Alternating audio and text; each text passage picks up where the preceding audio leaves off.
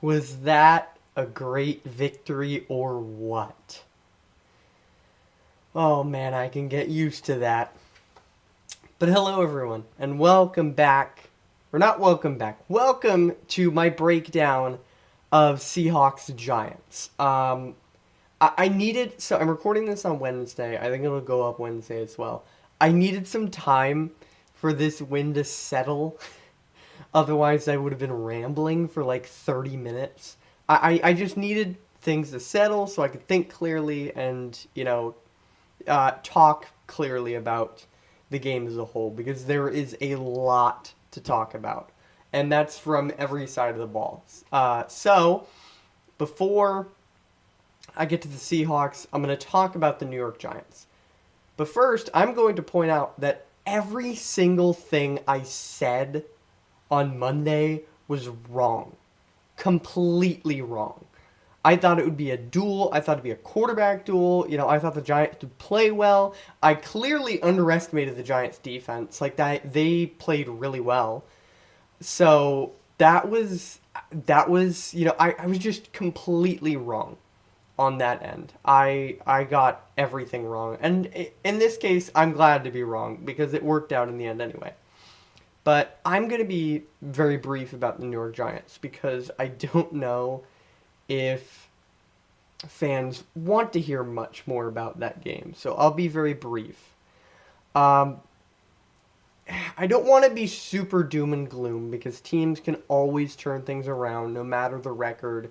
But 1-3 in brutal NFC East where you're already last and you're already down a game and you still have to play the Cowboys again, the Eagles twice, and the Commanders twice, and the upcoming schedule is Miami and Buffalo.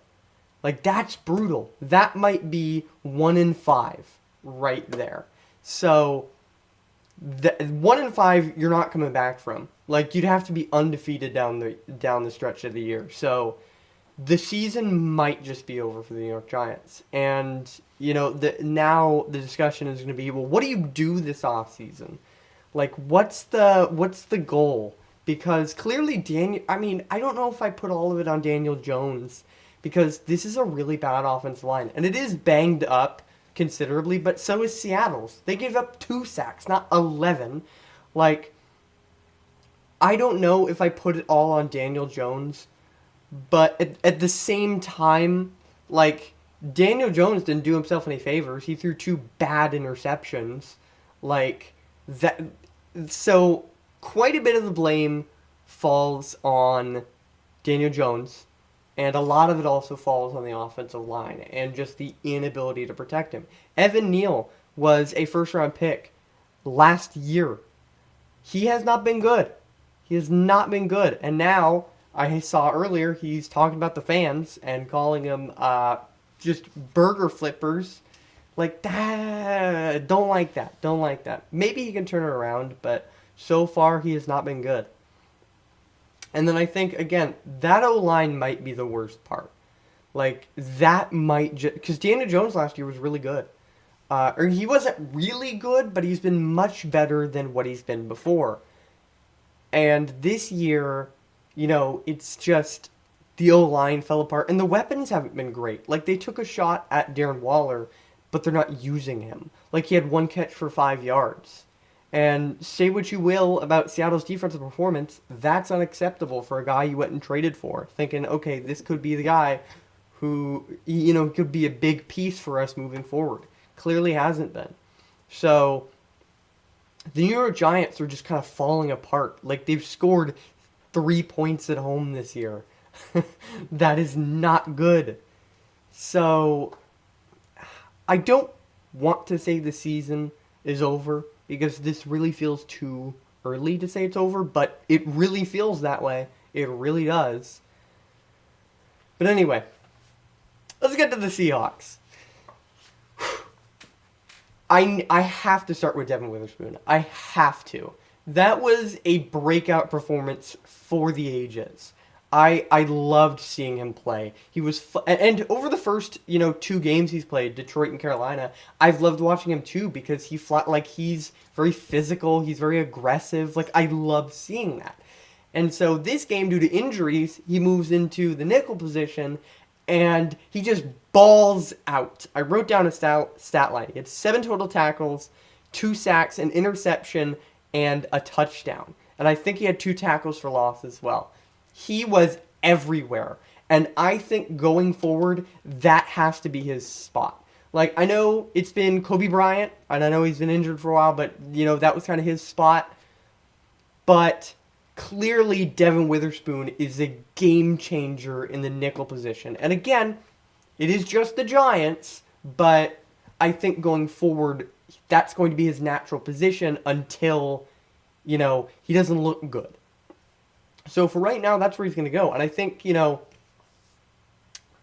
if Trey Brown comes back after the bye and plays, you can put him outside. Because he wasn't too bad to start either. He didn't look great, but, he had that pick 6 against the Lions. Like, you can put him outside opposite Reek, and you have Devon Witherspoon in the slot, where, again, he balled out. So, and I don't normally buy jerseys of rookies. I wait until after the rookie season, but Devon Witherspoon's performance was so amazing that I bought the jersey before the game was even over. Like, I loved it. I loved watching him. He does really feel like a Jamal Adams type player, who I will get to in a second. But, so physical. He flies around. You can do so much with him. Like, I loved it. I absolutely loved it. And then the rest of the defense. I said on Monday, 2 to 4 sacks. 4 ideally. I'd be really, really happy. I'd go like, hey, this pass rush is improving. I didn't see 11. In no world did I see 11.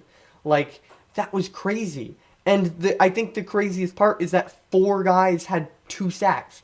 And it was Devon Witherspoon, Bobby Wagner, Jordan Brooks, and Uchenna Nwosu. Those guys each had 2 sacks. And that is, again, it is the Giants. But Dallas got 7. So in one aspect against the Giants, like the Seahawks outplayed the Cowboys. Not saying anything about Dallas, but that was amazing to see. That makes me very, very hopeful for the pass rush moving forward. And I think, with Jamal Adams coming back, I know he left early. Again, I'll get to that. But I think we're going to see... I'll get to that too. But I think, they blitzed a lot too. That's why, guys like Bobby Wagner, Jordan Brooks, and Devon Witherspoon all got 2 sacks because they were being blitzed a lot. So it was tons of... Daniel Jones had, no time to throw all night. So 11 sacks is incredible. Immediately, catapults the Seahawks from bottom 5 to... top 10 almost. That's crazy. It might be top 10 after that. I mean, that's 15 in 4 games? Anyway.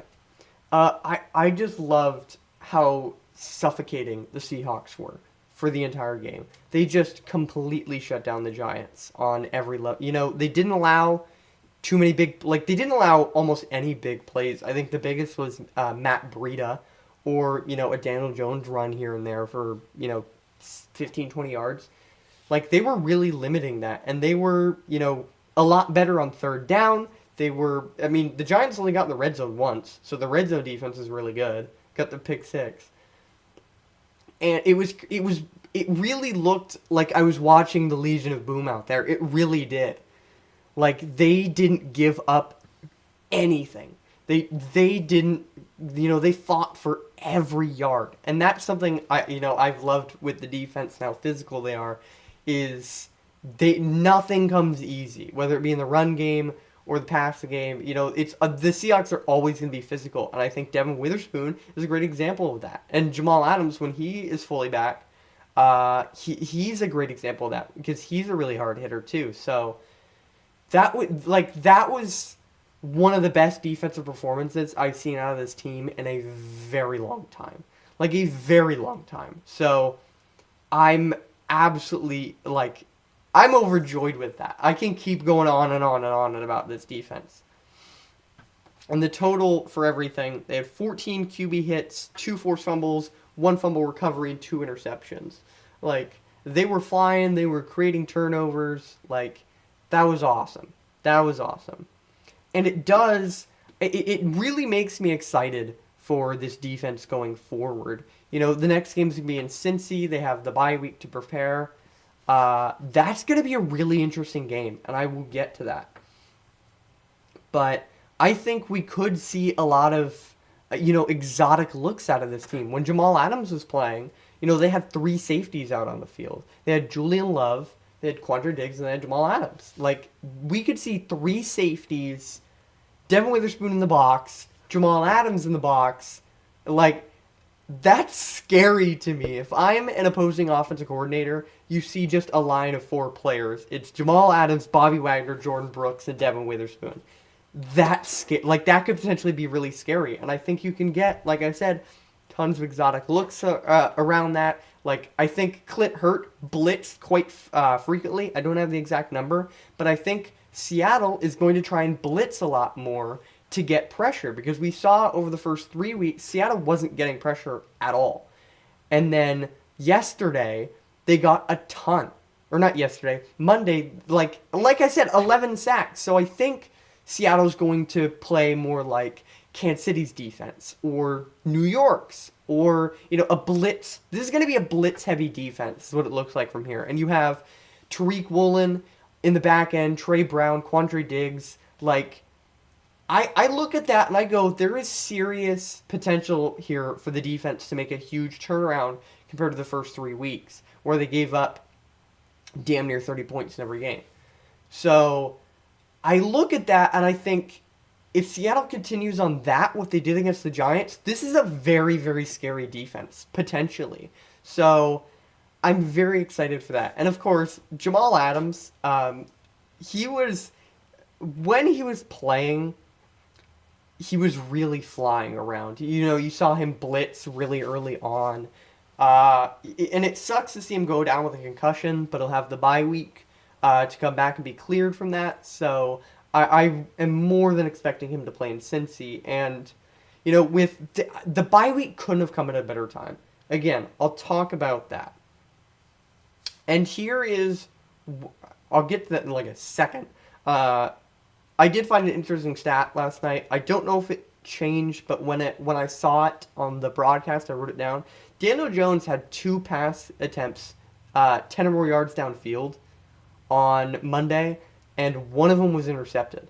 And that was the Quandre Diggs pick. I might be wrong. Like, that could have changed, but, like, late in the fourth quarter, I saw that, wrote it down. Like, that is promising more than anything, because we saw, Andy Dalton and Jared Goff really tear the secondary apart 2 weeks in a row, and including Matthew Stafford in week 1. So that is very encouraging. And that could just be the New York offense. Again, there's so much to decipher in this game. Like, how much was the New York Giants being bad, and how much was it Seattle's defense being dominant? So overall, this team has a ton of injuries. So I normally hate early bye weeks, like, a lot, especially since injuries add up a ton over the season. But this could not have come at a better time. We're about to get to a very difficult part of the schedule. It's Cincy in week 6, then Arizona. That is not a team that could be taken lightly. They are scrappy. And then it's Cleveland and Baltimore. Like, that is a really tough stretch there. So they're going to, like, this bye week couldn't have come at a better time. And, with some luck, we could see a full-strength Seattle Seahawks team go into Cincy. I hope for that. I don't know if they will, because, again, Abraham Lucas was put on IR. Charles Cross is still out, but we've also seen the offense adapt to the missing tackles and the injured offensive linemen. So I'm not, like, I would really love to see this team get healthy, because fully healthy, this is a team that's going to challenge a Philly or a San Francisco or a Dallas or a Kansas City. Like, and that's exciting, because we haven't seen that out of this team in a couple years. Like, I think the best, like, 2020, is probably the closest, but that was a very odd team, and getting bounced in the wild card, like, that kind of shows that off. Anyway, let me get to the offense. So, it didn't look good. And so far, Seattle has a top 10 offense to start the year, but it wasn't great. The injuries were really starting to show. Gino was only sacked 2 times, but uh, it's still, like, I'm more than impressed with how the offensive line has played through the first month of the season. But those injuries are adding up. And like I said, the bye could not have come at a better time.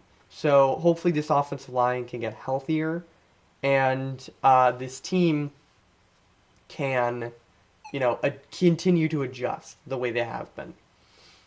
But like they were sluggish all game. They really could not move the ball. Their 2 touchdown drives in the first half, like one of them came off of the forced fumble, and the other was because nobody could tackle Noah Fant. So, that was a very sluggish performance, but I think a lot of that is I really underestimated the New York Giants defense, because they're really good. Like, they're clearly really good. Wink Martindale is a great defensive coordinator, and clearly, I underestimated them, and that's weird because I knew they were good last year. So, but I think again, that's a more health thing. Like, this team just needs to get healthier on the offensive side of the ball. I'm still waiting for Seattle to really use JSN, because I'm so excited for him to start really going in this offense, and they just haven't been doing anything. So I assume that's going to be solved with time. I'm just gonna hope Shane Waldron with time over the bye and over the next month of football. Shane's just gonna figure that out. And he's just going to go, okay, we're going to scheme you open. We're going to find ways to get you the ball, and we're going to put more on your shoulders. So I'm just going to wait on that, but I'm waiting for him to have that big breakout game like Devon Witherspoon just had. Because, Seattle had 2 first-round picks this year, and if JSN could turn into a game-changing wide receiver, like I know he can, this is going to be a team that can compete in the near future. So I'm still waiting for it. I'm very hopeful for it. And I think the bye week could be, a way that we figure that out. The Geno injury, I was so concerned. I was so worried when that happened. The way he was tackled, hearing that it was near an ankle injury, I said going into the game, because I was really worried about injuries because of the whole, the Jets played on Sunday night, and then we played on Monday night at the same stadium. So I was really concerned. And thankfully he came back. He didn't look like he was affected by it too much in the second half. So we really dodged a bullet there, because it could have been so much worse. But I think it was just that tackle was brutal. Isaiah Simmons fell right onto Geno and his legs while pulling him backward. That could have been so much worse. And that's why, horse collar tackles are illegal, because those kind of injuries can be devastating. So we really dodged a bullet there with Geno and his injury. And, last year, I think we all took for granted the fact that he didn't miss a snap offensively. So him leaving and him getting injured, that could have been really serious. But let me talk about Drew Lock, because he came in for Geno and he led a touchdown drive. I mean, he did. And I think he looked okay.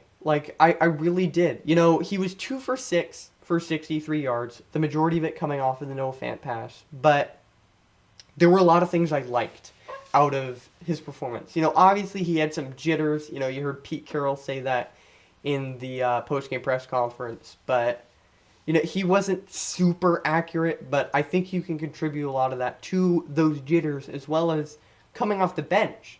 I think if he had had to play that second half, I think he would have looked better in the second half with more time and more reps in front of him. But I did like there were some flashes there. Like I loved his mobility. He was very decisive with it too, rolling out or deciding to run. Like he looked good in the pocket or moving outside of it and running. He looked really good, and I thought that was great because we had Russell Wilson for so many years who was mobile, and now Geno's really mobile. So I still am holding on to hope that Drew Lock can be the next big-time Seahawks quarterback. And mobility, in this league, especially with a very injured offensive line like we have right now, is going to be really important. And I liked, the zip he had on the ball. Like, even for those jitters and coming off the bench, he was really, like, there was so much on that ball. Like, it looked fast, in one way to put it, for lack of a better term. I loved seeing that. And, I know he only had 6 pass attempts, but I also liked his decision making. He didn't really force a ball anywhere. It was just inaccuracy. And that's something that I'm mostly going to attribute to, hey, he's coming off the bench. So, in, live regular season action, I liked what I saw under Drew Lock coming off the bench. I really did. So, if Geno does go down, heaven forbid, I think Drew Lock should be able to carry the ship just fine.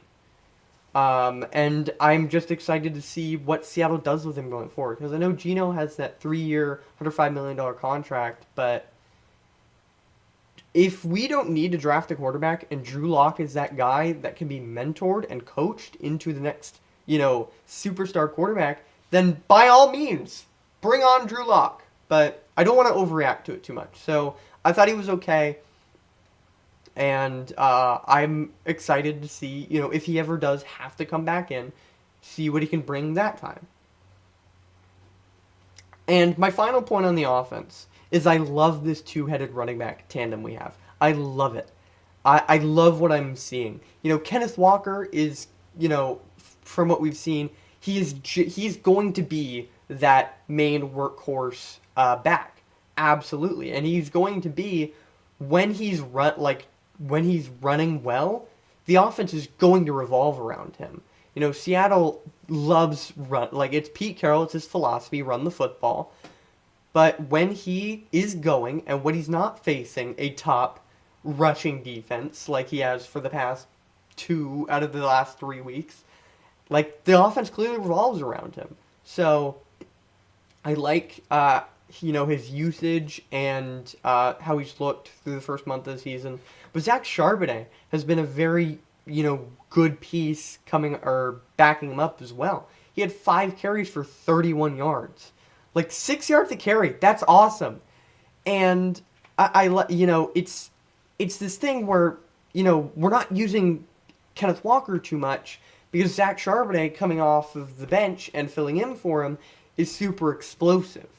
So I'm liking what I'm seeing with, switching out Charbonnet for Walker or switching Walker for Charbonnet. Like, I'm really liking it so far. And I did like the pick a little bit more than the average fan might have when he was picked, but I love what I saw out of those two. And I think, overall it's going to lead to a healthier backfield later in the season, which can be a problem for a lot of teams. So, loving what I'm seeing there. And so overall, that whole game made me very excited. Because I know the offense was down, but I think that's just playing a really good defense. And obviously, you can't use that as a crutch for bad offense. Like, you need to be able to play well against those good defenses to win games. So this is why I'm really interested to see this team against the 49ers. Because if they can score, if they can overcome, that overwhelming Niners defense, then this team legitimately could make a run at the 49ers. But I'm so excited with what I saw. Defensively, that was, again, one of the best games I've seen in a while. It was really fun to watch. It's, I said on Monday, Seattle Seahawks never win decisively. They never do. And that was what Monday was. It was a decisive win. It was a huge win, and I think morale-wise, that is going to carry well into the bye. This team is very injured, but, they're coming off of a massive win in prime time, and I think they'll carry it really well going forward. Hopefully, the team can continue up that level of play. We'll see. But Cincy's going to be a really good test. I know Joe Burrow's injured, and I know he hasn't looked good to start the year. But this is still the Cincinnati Bengals. This is still Joe Burrow. Like, I will wait to judge that game until next week after the Bengals play the Cardinals. After that game, we can get a better look at what we're going to be facing. And again, it's just going to take Joe Burrow being healthy for him to potentially pick apart our secondary. So that should be a really exciting game. I'm so excited for that. And it should be the first great test of the season. And that's no shade against the Lions. That was a great test for them as well. But my expectations going into the game were so much lower. And I think the Lions are only getting stronger week by week. So if we were to face the Lions week 13 or 14, I think that'd be a greater test than we did in week 2. So this is going to be and I could be wrong because the Bengals could continue to play badly because they won't rest Joe Burrow and let him get healthy. Anyway, that should be a really nice test for this team, both defensively and offensively, because since he is, they're close to being full strength. They just need Joe Burrow to be healthy, and they'll start rolling again. So if Seattle can win that game, improve the 4-1, we could seriously be talking about, hey, can this team make a deep playoff run? So anyway, thank you all so much for watching. I have a couple different things I'm going to record prior to this weekend. I have the update on my Seahawks only fantasy team. I have a Mariners video that I'm going to edit and upload tomorrow. So I have some things coming out. So anyway, thank you all so much for watching, and I will see you all next video. Peace.